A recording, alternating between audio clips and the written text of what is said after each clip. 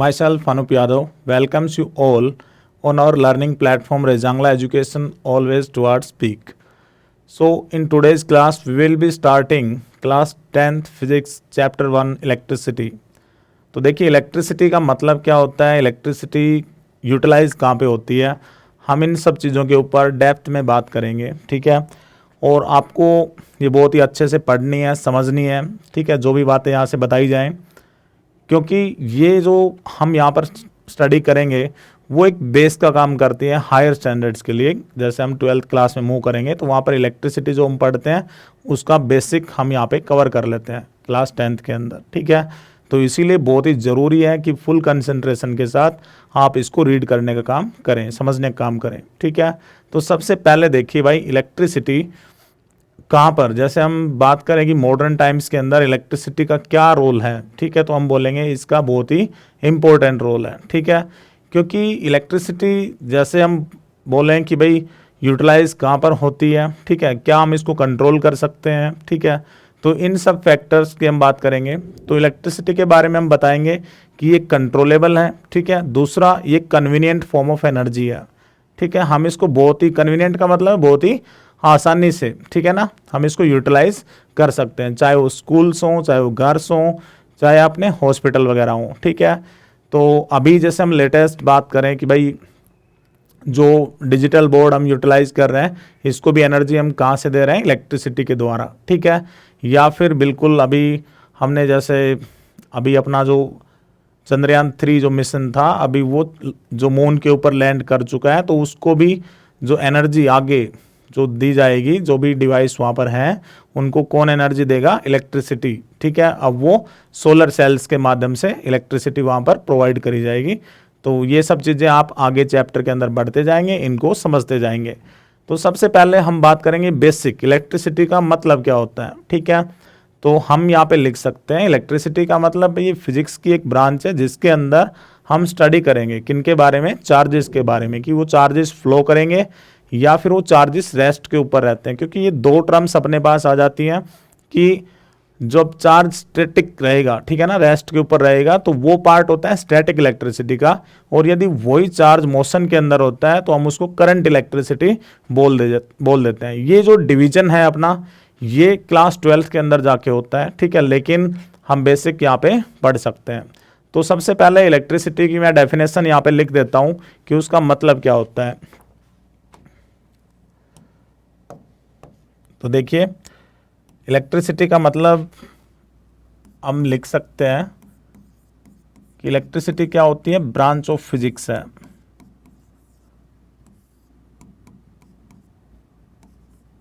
ठीक है भाई, the branch of physics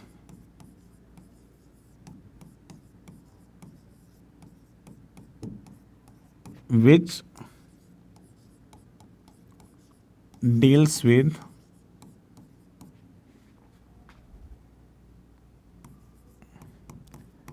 study of charges.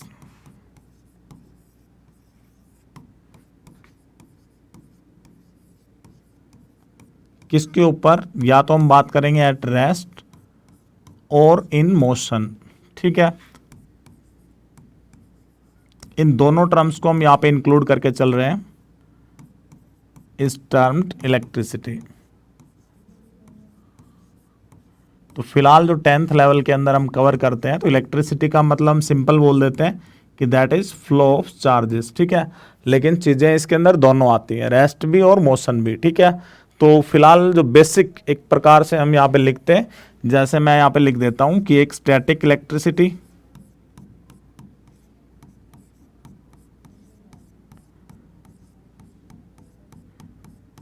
ठीक है। तो स्टैटिक इलेक्ट्रिसिटी का मतलब क्या रहेगा, और दूसरा हम यहाँ पे जो कवर करेंगे दैट इज करंट इलेक्ट्रिसिटी, ठीक है। तो फिलहाल ये अपना हो गया करंट इलेक्ट्रिसिटी। तो जो दो वर्ड्स मैंने ऊपर लिखे कि चार्ज रेस्ट के ऊपर और चार्ज किसके अंदर, मोशन में, ठीक है। तो स्टैटिक मतलब स्टेशनरी है और करंट का मतलब फ्लो है, ठीक है। तो करंट जो होता है, जैसे अभी तक हम बात करेंगे भाई, जैसे रिवर्स वगैरह होती है अपनी, उनके अंदर पानी जो होता है वो फ्लो करता है, ठीक है, तो उस चीज़ को हम क्या बोलते हैं, वाटर करंट, ठीक है। सिमिलरली उसी प्रकार से यदि हम देखें कि भाई जो अपनी एयर होती है वो भी ब्लो करती है, ठीक है, तो उस चीज़ को हम क्या बोल सकते हैं, एयर करंट। तो सेम रेस्पेक्ट में अभी यहाँ पर हम किस चीज़ को स्टडी करने वाले हैं, इलेक्ट्रिक करंट के बारे में, कि इलेक्ट्रिक करंट होता क्या है, किस प्रकार से वो कॉन्स्टिट्यूट होता है, ठीक है, और क्या उस चीज़ को मेंटेन करने का काम करती है। इन सब चीज़ों को हम इस चैप्टर में जानते चलेंगे धीरे धीरे, ठीक है।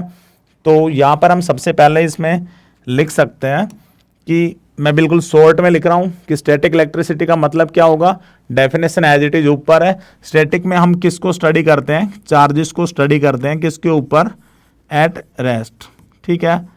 इसका मतलब ये वो ब्रांच है फिजिक्स की जो किसके साथ डील करती है भाई, study of charges at rest. तो हम सिंपल उसको क्या बोल देते हैं, स्टैटिक इलेक्ट्रिसिटी, ठीक है। अब सेकंड जो करंट है, करंट का मतलब फ्लो से, ठीक है, तो चार्जेस किस में रहेंगे, उसके अंदर मोशन में। तो हम यहाँ पे इसमें बता सकते हैं कि भाई करंट इलेक्ट्रिसिटी का मतलब क्या हो गया, कि चार्जेस किसके अंदर रहेंगे, इन मोशन, ठीक है। चलिए अब इसमें आगे बढ़ते हैं। तो सबसे जो मेन चीज अपने पास निकल के आ रही है इसके अंदर, वो क्या चीज है भाई, इलेक्ट्रिक चार्ज के बारे में, कि ये चार्ज होता क्या है, ठीक है। तो हम इस चीज को पढ़ेंगे अब यहाँ पर, ठीक है। तो देखिए मैं यहाँ पे डिफाइन करता हूं कि इलेक्ट्रिक चार्ज का मतलब क्या है।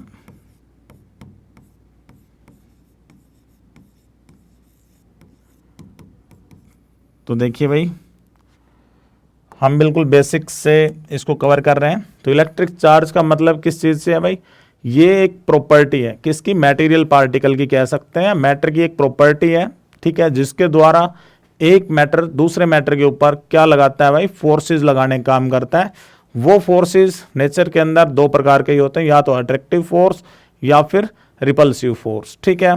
तो जो इन चीज़ों को महसूस करवा देगा उसी को हम क्या बोल देंगे, कि उसके ऊपर क्या है, चार्ज है, ठीक है। या हम लिख सकते हैं कि कोई भी बॉडी, ठीक है, यदि वो अपने इलेक्ट्रॉन्स को लॉस करने का काम करती हो, या फिर दूसरी बॉडी सेम टाइम पे गेन कर रही हो, ठीक है, तो ये जो ट्रांसफर ऑफ इलेक्ट्रॉन्स होता है उसको भी हम क्या बोल देते हैं, चार्ज, ठीक है। तो ये दो डेफिनेशंस अपने पास हैं, तो हम इसको राइट करते हैं, इलेक्ट्रिक चार्ज का मतलब क्या होता है।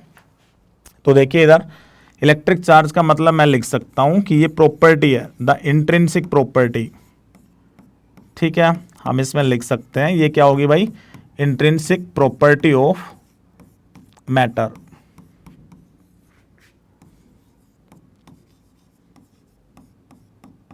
ठीक है, बाय वर्च्यू ऑफ विच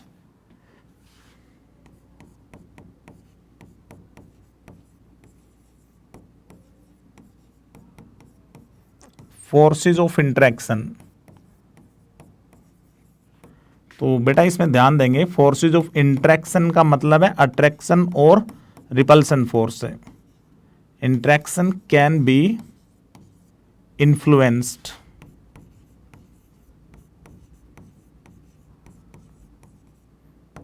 इसी को हम क्या बोल देंगे, इज कॉल्ड इलेक्ट्रिक चार्ज। तो ये जो टर्म अपने पास है क्या कहलाई, इलेक्ट्रिक चार्ज। चलिए सेकंड इसकी बहुत ही सिंपल जो डेफिनेशन आती है उसमें हम लिख सकते हैं कि जो लॉस और गेन ऑफ इलेक्ट्रॉन्स है वो भी क्या कहलाएगा, इलेक्ट्रिक चार्ज, ठीक है। तो हम यहाँ पे राइट कर सकते हैं इसके अंदर, या मैं इसमें लिख सकता हूं, और द लॉस या फिर गेन ऑफ इलेक्ट्रॉन्स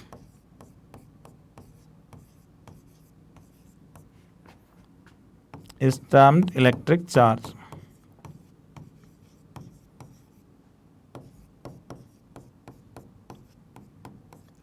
तो चलिए हमने इसके डेफिनेशन के बारे में जान लिया अभी कि भाई इलेक्ट्रिक चार्ज का मतलब क्या होता है, ठीक है।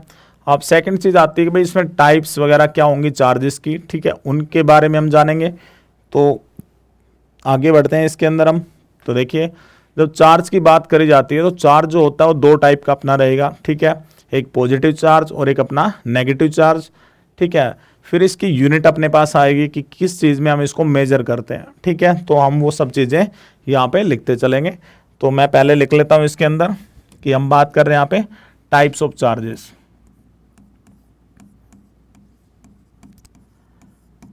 तो भाई हम राइट कर सकते हैं कि जो इलेक्ट्रिक चार्ज है वो कितने टाइप का होगा, 2 टाइप्स का। ठीक है, तो इधर हम लिख लेते हैं इसके अंदर कि चार्ज इज ऑफ 2 टाइप्स।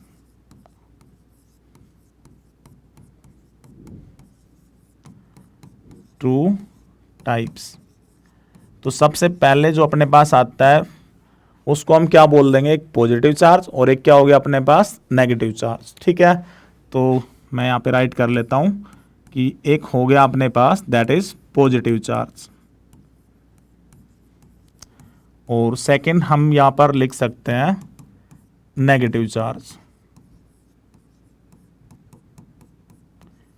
तो देखिए इसके अंदर अब जो वैल्यू होगी चार्ज की मैग्नीट्यूड के अंदर हम बात करें, न्यूमेरिकल जो वैल्यू है वो दोनों के लिए क्या रहेगी, सेम। ठीक है, एक को हम प्रोटॉन का भी चार्ज कह देते हैं, एक को हम इलेक्ट्रॉन का चार्ज बोल देते हैं।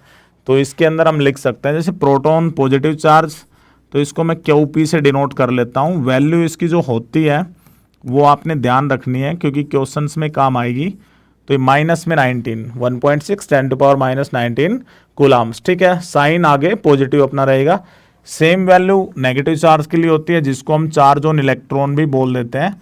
तो उसके अंदर अपना नेगेटिव साइन हम लगा लेंगे आगे। ठीक है, तो माइनस में 19 कूलम। ठीक है, अब जो दूसरा जैसे मास ऑफ इलेक्ट्रॉन भी आपको सेम टाइम पे पता होना चाहिए।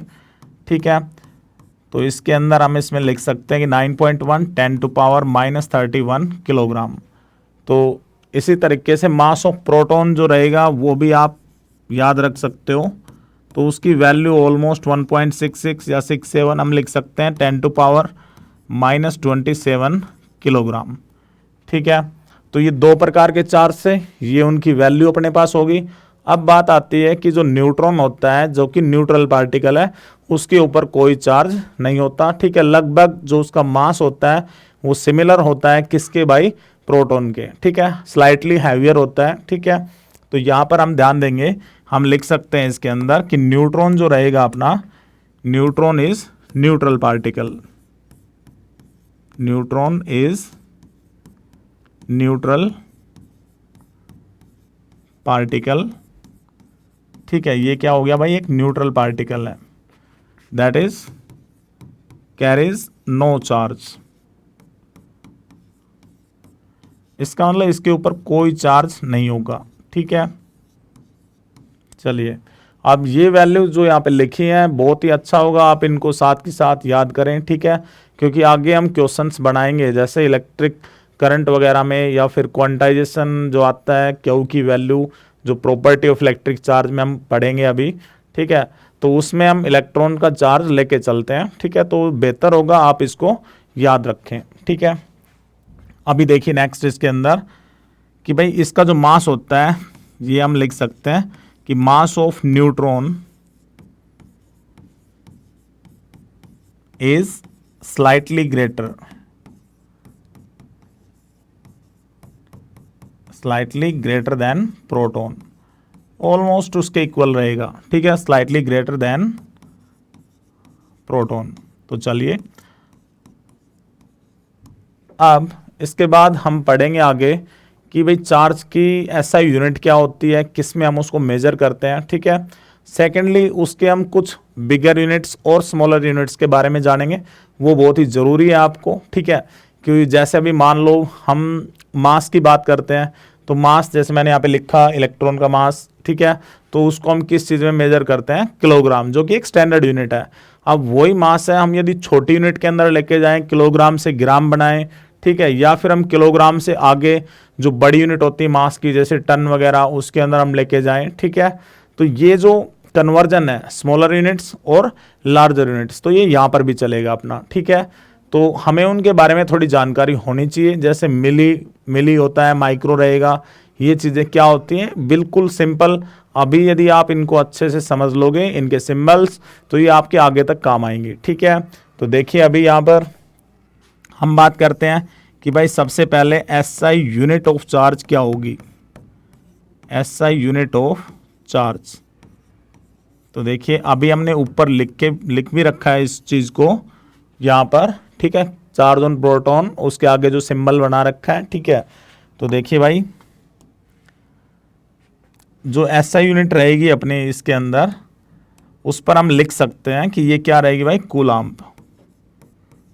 ठीक है, इसको हम कैपिटल सी से डिनोट करते हैं। ठीक है, बाकी जो सीजीएस यूनिट भी इसकी होती हैं, ठीक है, जो इलेक्ट्रोस्टैटिक यूनिट, ईएसयू, ईएमयू, एब कूलाम्ब, वो आप 12th क्लास में पढ़ोगी। क्लास 10th के सिलेबस के अंदर वो चीज़ें इंक्लूड नहीं होती हैं। ठीक है, तो अभी इसके अंदर हम लिखेंगे कन्वर्जन के अंदर, तो मैं लिख रहा हूँ जैसे 1 मिली कूलाम्ब, तो मिली कूलाम्ब का मतलब स्मॉल एम आपको वहाँ पे मिलेगा। ठीक है, तो स्मॉल एम है तो हम इस चीज़ को कैसे लिखेंगे भाई, 10⁻³ के इक्विवेलेंट। ठीक है, इसी प्रकार से यदि 1 माइक्रो, म्यू का सिंबल अपने पास आएगा, मैंने बोला माइक्रो। ठीक है, तो इसके अंदर हम इसको किस से डिनोट करते हैं, 10⁻⁻6 से डिनोट करते हैं। ठीक है, तो लगभग ये दो अपने पास सफिशिएंट होती हैं। ठीक है, या फिर नैनो के अंदर भी लेके चलते हैं तो स्मॉल एन, ठीक है, ये 10⁻⁻9 के इक्विवेलेंट होता है।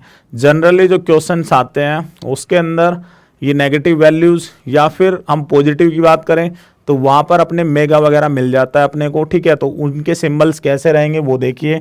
तो यहाँ पर हम इसको 1 किलो के अंदर लेके चलेंगे तो वो 10⁻3 के बराबर रहेगी। ठीक है, इसी प्रकार से मेगा जो आता है उसके अंदर कैपिटल एम आएगा अपना, इस चीज़ को हम किससे दिखाएंगे, 10⁻6। सेम गीगा के अंदर आता है तो उसकी वैल्यू कितनी होती है, 10⁻9 के इक्विवेलेंट। ठीक है, और भी वैल्यूज होती हैं बट आपके लेवल के लिए इतनी सफिशिएंट है। तो बेसिकली जो बच्चे होते हैं वो माइक्रो और मेगा, ठीक है, या फिर मिली और मेगा, इनके अंदर उनको कन्फ्यूजन क्रिएट होती है। तो भाई मेगा का जो सिंबल होता है कैपिटल एम से दिखाया जाता है। ठीक है, और मिली को हम स्मॉल एम से दिखाते हैं। मिली 10⁻⁻3, ये तो आप जब मीटर से मिलीमीटर वगैरह बनाते होंगे तो उसके अंदर भी आता है। ठीक है, तो अभी देखिए नेक्स्ट, इसके बाद हम बात करेंगे प्रॉपर्टीज ऑफ चार्ज के अंदर। ठीक है, कि भाई इनकी प्रॉपर्टीज क्या होंगी। ठीक है, और ये पॉइंट्स इंपॉर्टेंट है जो कि एग्जाम के अंदर पूछे भी जाते हैं कि प्रॉपर्टीज ऑफ इलेक्ट्रिक चार्ज, कि इलेक्ट्रिक चार्ज की क्या क्या प्रॉपर्टी अपने पास होती है। ठीक है, ये क्वेश्चन अपना पूछा जाता है बार बार। तो देखिए 1 बाय 1 हम इन चीज़ों को पढ़ेंगे। सबसे पहले अपने पास आता है कि भाई एडिटिविटी। ठीक है, या फिर हम बोल दें सिंपल कि भाई जो चार्ज होता है किसी भी बॉडी के ऊपर, ठीक है, यदि हमें पता हो कि उसके ऊपर यहाँ पर इतनी वैल्यू, कोई भी न्यूमेरिकल 1 या फिर 2 या 3 इस प्रकार से रखे गए हैं, तो टोटल चार्ज क्या होता है, एल्जेब्रिक सम। एल्जेब्रिक सम का मतलब है सभी चार्जेस को जोड़ दो, वो पॉजिटिव वैल्यू के हैं या नेगेटिव के, तो सब इकट्ठा कर लो सभी को, जो साइन ओवरऑल बचेगा वो अपना ओवरऑल उस बॉडी का चार्ज हो जाता है। ठीक है, तो हम इसको एग्जाम्पल से भी समझते हैं और इसको वैसे भी पढ़ते हैं। तो देखिए भाई, सबसे जो फर्स्ट पॉइंट अपना हम लिख सकते हैं कि charge is additive in nature. तो एडिटिव का मतलब जोड़ से है। ठीक है, एडिशन, एडिटिव इन नेचर।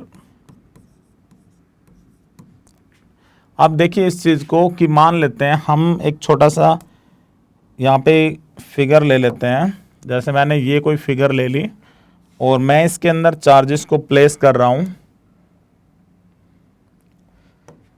तो देखिए मान लीजिए मैंने यहाँ पे 1 कूलाम रख दिया, इधर मैंने -2 रख दिया है, इधर मैंने +3 रख दिया है। तो ये अलग अलग पॉइंट्स थे जहाँ पे मैंने चार्जेस को पुट कर दिया है। तो इस बॉडी के ऊपर टोटल चार्ज कितना आएगा। ठीक है, तो देखिए भाई एक तो पॉजिटिव यहाँ पे है, ये भी प्लस का चार्ज है और ये कौन सा है, नेगेटिव चार्ज है। ठीक है, तो हम इन सब चार्जेस को जोड़ लेते हैं इनके साइन के अकॉर्डिंग। तो एक अपने पास 1 हो गया प्लस का, फिर अपने पास है -2 और फिर अपने पास है +3। तो इसका मतलब टोटल चार्ज कितना बना, तो दैट इज 3 + 1 कितना हो गया, 4, और 4 में से हम 2 को सब्ट्रैक्ट कर देते हैं।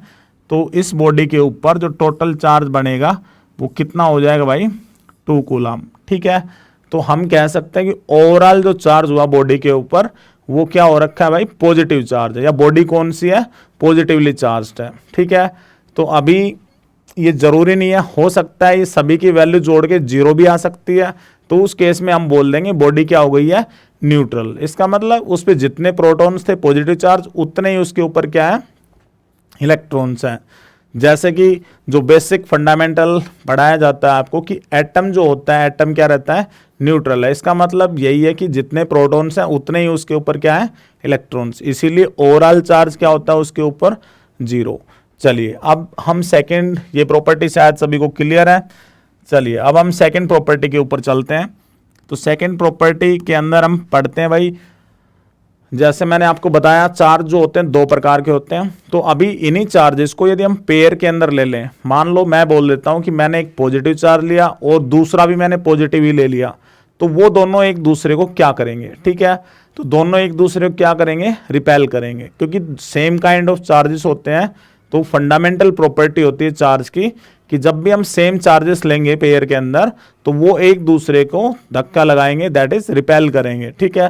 या मैं दोनों नेगेटिव ले लूं या दोनों पॉजिटिव, ठीक है।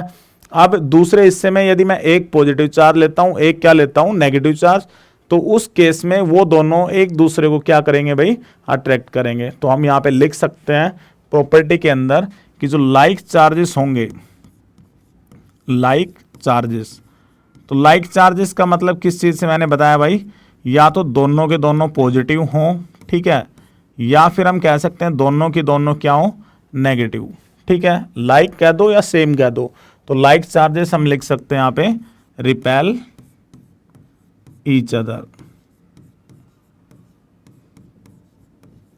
ठीक है। जबकि दूसरी तरफ हम यहीं पे लिख सकते हैं कि वाइल जो अनलाइक चार्जेस हैं,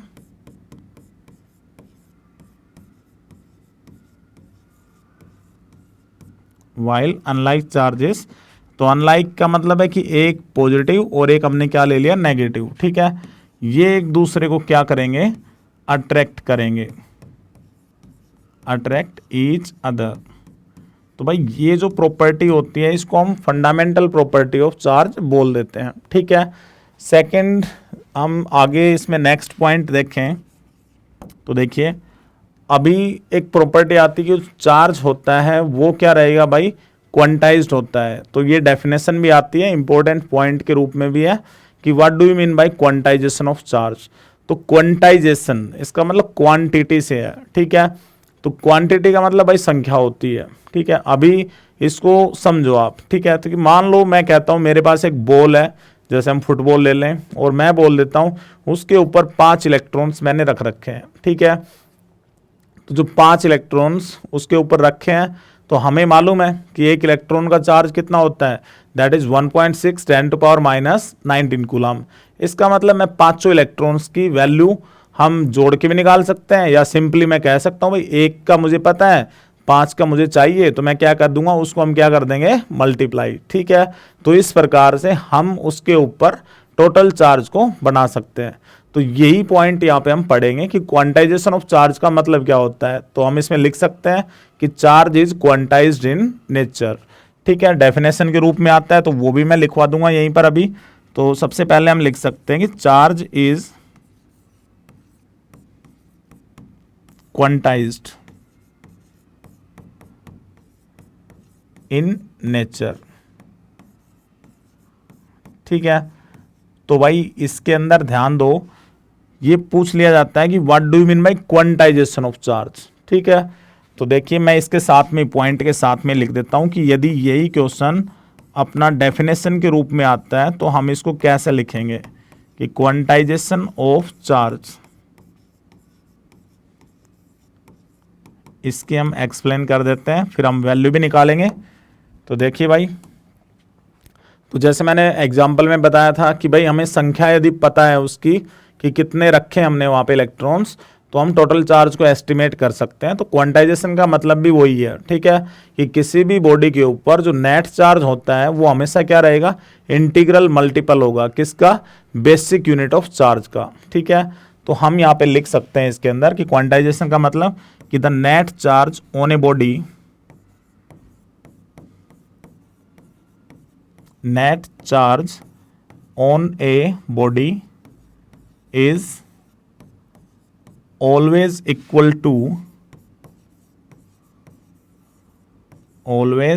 इक्वल टू इंटीग्रल मल्टीपल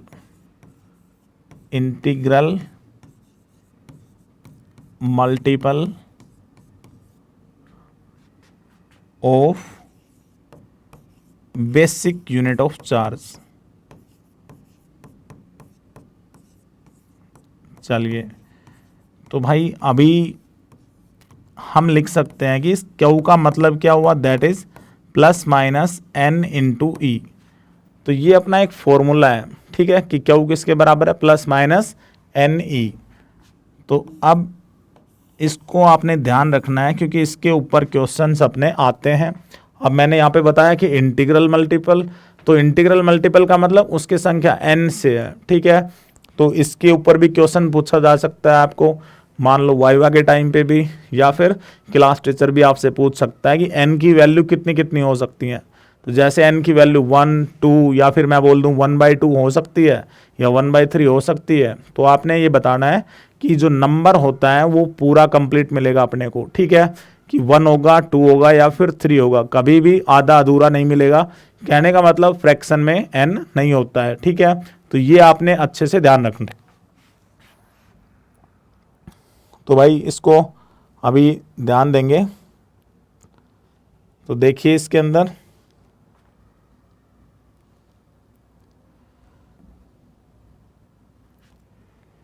चलिए, तो मैं आपको बता रहा था कि भाई वेयर जो n होगा, n की वैल्यू अपने को मिलेगी वो 0, 1, 2 एज ऑन हो सकती है, लेकिन n कभी भी आपको 1/2, 1/3 इस प्रकार से नहीं मिलेगा। तो हम इसको लिख सकते हैं कि भाई n जो होगा नेवर इन फ्रैक्शन।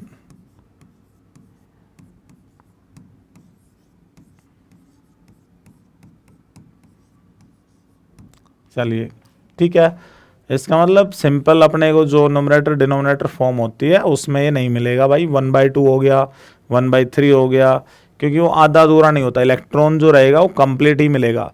अभी देखिए नेक्स्ट इसके अंदर अगली प्रॉपर्टी के ऊपर हम चलते हैं। तो जो प्रॉपर्टी नंबर हम 0.4 लिख सकते हैं कि भाई चार्ज हमेशा क्या होता है, कांस्टेंट रहता है। इसका मतलब हम लिख सकते हैं चार्ज ऑलवेज रिमेन्स कंजर्व्ड। तो कंजर्व्ड का मतलब यही है, मान लो मैं कहता हूँ एक बॉल मेरे पास यहाँ पे है, एक बॉल यहाँ पे है, और मैं बोल रहा हूँ इस बॉल से इलेक्ट्रॉन्स निकल कर इधर आ गए हैं। जैसे कि मान लो 2 इलेक्ट्रॉन्स चले गए, ठीक है, तो 2 इलेक्ट्रॉन्स इसने क्या किए, लॉस किए, सेम टाइम पे इसने क्या किए, गेन किए हैं, ठीक है। तो इसका मतलब यही हुआ कि ओवरऑल सिस्टम की हम बात करेंगे तो चार्ज अपना क्या है भाई, कंजर्व्ड है, ठीक है। तो हम इसको लिख सकते हैं कि charge always remains conserved, charge always remains conserved. और इसके अंदर हम कह सकते हैं दैट इज कांस्टेंट, कि इसकी वैल्यू क्या रहेगी भाई, कांस्टेंट रहेगी। अब मैं एग्जांपल हम यहाँ पे ले सकते हैं। मान लीजिए मैं एक ये ले रहा था अपने पास, एक दूसरी बॉल मैंने ले ली है, और मैं बोल रहा था भाई यहाँ पर कि हम कह रहे हैं यहाँ से इसके ऊपर इलेक्ट्रॉन्स जा रहे हैं, ठीक है। तो मैंने स्टार्टिंग बताया था प्रॉपर्टी जो डेफिनेशन हमने पढ़ी थी इलेक्ट्रिक चार्ज की, कि लॉस या फिर गेन ऑफ इलेक्ट्रॉन्स, ठीक है। तो सेम चीज़ अभी ये जो पहली बॉल है, मान लीजिए ए, ये अपनी बी बॉल है, तो ए के इलेक्ट्रॉन्स जा रहे हैं। इसका मतलब यहाँ पे क्या हो रहा है भाई, लॉस, या हम कह सकते हैं डेफिशिएंसी हो जाएगी, ठीक है। डेफिशिएंसी किसकी, इलेक्ट्रॉन्स की, ऑफ इलेक्ट्रॉन्स। तो जो बॉडी ए होगी उसके ऊपर चार्ज कौन सा आएगा, बॉडी ए, इसके ऊपर चार्ज कौन सा आएगा, पॉजिटिव चार्ज, क्योंकि इसके इलेक्ट्रॉन्स लॉस हुए हैं, ठीक है। तो ये आपने समझना है अच्छे से। सेकेंडली दूसरी तरफ हम देखें तो यहाँ पे क्या हो रहा है भाई, गेन हो रहा है अपना, गेन कह सकते हैं हम, या फिर एक्सेस हो गए इलेक्ट्रॉन्स, एक्सेस ऑफ इलेक्ट्रॉन्स, ठीक है। तो ये जो बॉडी बी होगी उसके ऊपर कौन सा चार्ज आ जाएगा, बॉडी बी, इस पे हम लिख सकते हैं कौन सा चार्ज आएगा, नेगेटिव चार्ज। तो अभी इसी पॉइंट के ऊपर हम एक चीज़ और समझ सकते हैं कि भाई जब भी इलेक्ट्रॉन्स ट्रांसफ़र होते हैं तो क्या मास भी ट्रांसफ़र होता है। तो मैंने स्टार्टिंग में आपने ध्यान दिया हो, मैंने बताया था कि मास ऑफ इलेक्ट्रॉन है वो 9.1 10⁻³ होता है, ठीक है।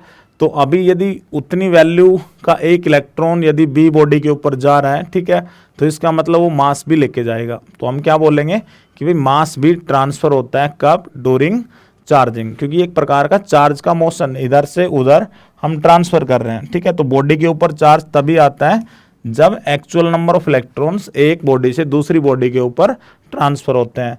तो हम यहाँ पे लिख सकते हैं कि मास ऑल्सो ट्रांसफर्स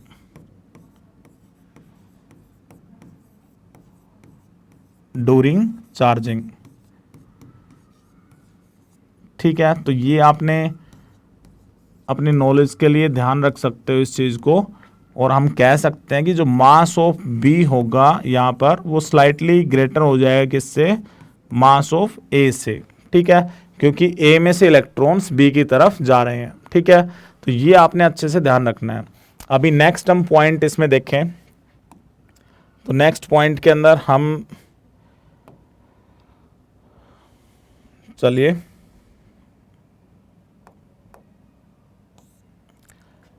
तो नेक्स्ट पॉइंट में हम लिख सकते हैं पॉइंट नंबर 5 में कि जो चार्ज होता है भाई वो क्या होता है, स्केलर क्वांटिटी, कि charge is scalar quantity.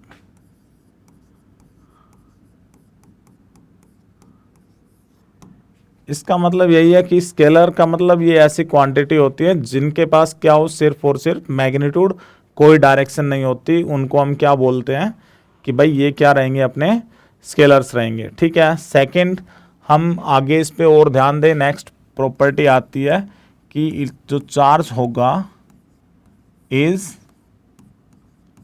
Invariant,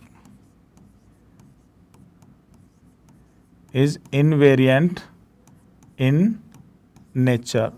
तो इनवेरिएंट का मतलब वो वेरी नहीं करेगा, ठीक है। हम बोल सकते हैं कि जो चार्ज की वैल्यू रेस्ट के ऊपर होगी सेम वैल्यू किसके ऊपर रहेगी, मोशन के ऊपर, ठीक है। यदि हम किसी भी चार्ज को, मान लीजिए मैं बोलता हूँ कि मैंने एक चार्ज है उसको मैंने 5 मीटर पर सेकंड की वेलोसिटी प्रोवाइड कर दी है, ठीक है, और पहले उसके ऊपर 1 कूलम चार्ज है, ठीक है। तो अभी उसका चार्ज कितना हो जाएगा, तो हम लिखेंगे चार्ज रिमेन्स द सेम, ठीक है, क्योंकि रेस्ट हो चाहे मोशन हो दोनों के ऊपर चार्ज की वैल्यू क्या होगी, सेम। अब नेक्स्ट हम पॉइंट यहाँ पे देखेंगे इसके अंदर। तो एक क्वेश्चन हम लेते हैं जो बहुत ही स्टैंडर्ड क्वेश्चन है, पूछा भी जाता है कि how many electrons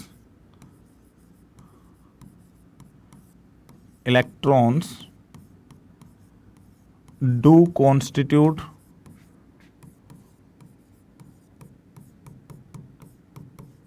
one coulomb of charge, ठीक है, कितने इलेक्ट्रॉन्स, ये क्वेश्चन अपना पूछ लिया जाता है और आप इसकी वैल्यू को ध्यान भी रख सकते हो क्योंकि आगे काम भी आएगा, ठीक है। तो देखिए हमें बोला गया है कि कितने इलेक्ट्रॉन्स की संख्या कितनी है वो हमने फाइंड करनी है किसके अंदर, 1 कूलम चार्ज के अंदर।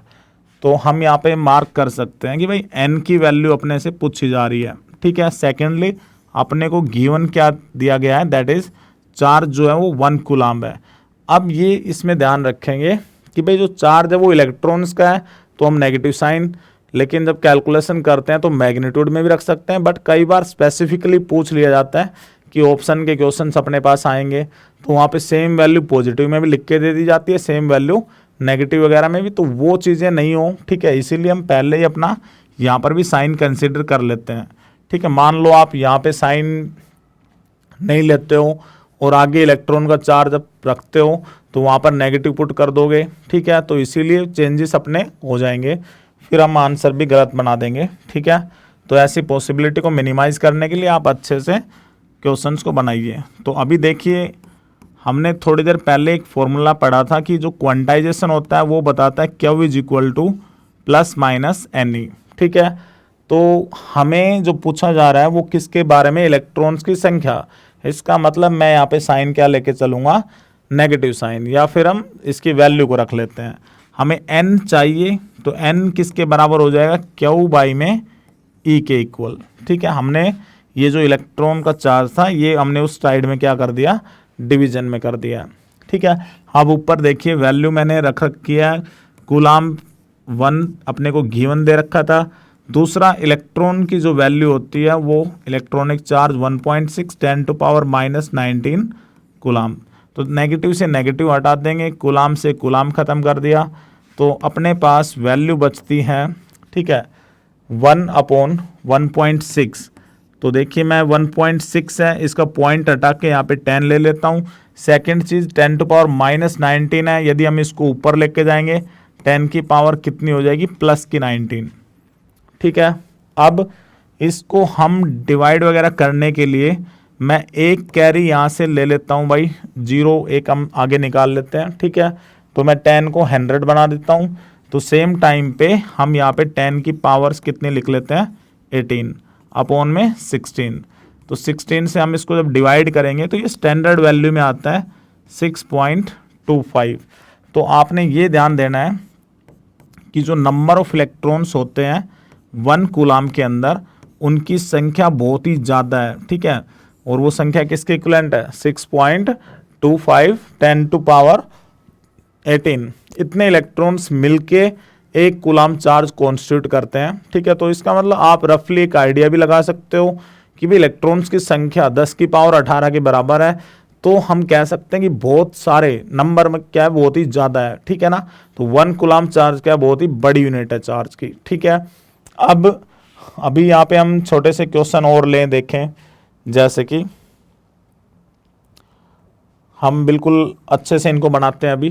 कि मान लीजिए कोई मेरे से बोलता है कि भाई 5 कूलाम के अंदर बताओ कि 5 कूलाम में कितने इलेक्ट्रॉन्स होंगे। ठीक है, इसी प्रकार से 1 मिली कूलाम में कितने होंगे, ठीक है, या 1 मेगा के अंदर कितने होंगे। तो अभी ये हम मेथड से भी सोल्व कर सकते हैं, या फिर आपको वैल्यू यदि याद हो गई है एक कूलाम चार्ज की कि कितने इलेक्ट्रॉन्स उसमें होते हैं, तो हम इसको और ही बहुत ही हम सिंपल तरीके से बना सकते हैं। तो फिलहाल हम उसी तरीके से करेंगे इस चीज़ को। ठीक है, तो देखिए यहाँ पर जो 5 कूलाम है इसको मैं क्या लिख सकता हूँ भाई, 5 × 1 कूलाम इज इक्वल टू, तो अभी मैंने आपको पीछे बताया था कि 1 कूलाम के अंदर कितने इलेक्ट्रॉन्स आते हैं, तो दैट इज 6.25 10⁻18। ठीक है, तो अभी हम इसको जब मल्टीप्लाई वगैरह करते हैं तो ये वैल्यू अपने पास कितनी बन जाती है, 31.25 × 10⁻18।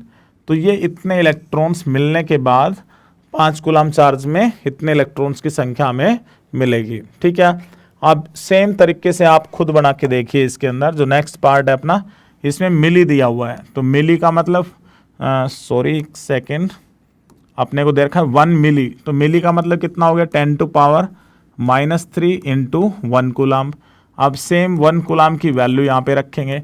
तो इस बार कन्वर्जन बहुत ही आसान है, क्योंकि आगे कोई न्यूमेरिकल वैल्यू नहीं है, अपने को 10⁻⁴ को खाली एडजस्ट करना है। तो 6.25 एज इट इज़ लिखा जा रहा है। ठीक है, और मैंने इसको लिख दिया। और ये आपने पढ़ा ही होगा कि भाई यदि बेस सेम होता है तो पावर्स क्या हो जाती है, ऐड। तो एक पॉजिटिव पावर है और दूसरी क्या अपने पास, नेगेटिव पावर। तो हम यहाँ पे क्या लिख सकते हैं कि ये वैल्यू कितनी बच गई, 10⁻15। इसी तरीके से इसको हम देखें तो 1 मेगा में मैंने बताया था 10⁻6 आती है, और एज इट इज़। तो इस बार सेम जो पावर्स पिछली बार सब्ट्रैक्ट हुई थी साइन के कारण, इस बार अपनी ऐड हो जाएंगी। ठीक है, तो हम इसको क्या लिख सकते हैं, 6.25 10⁻18 + 6 24। तो ये बहुत ही इजी तरीके से हमने बना लिया है।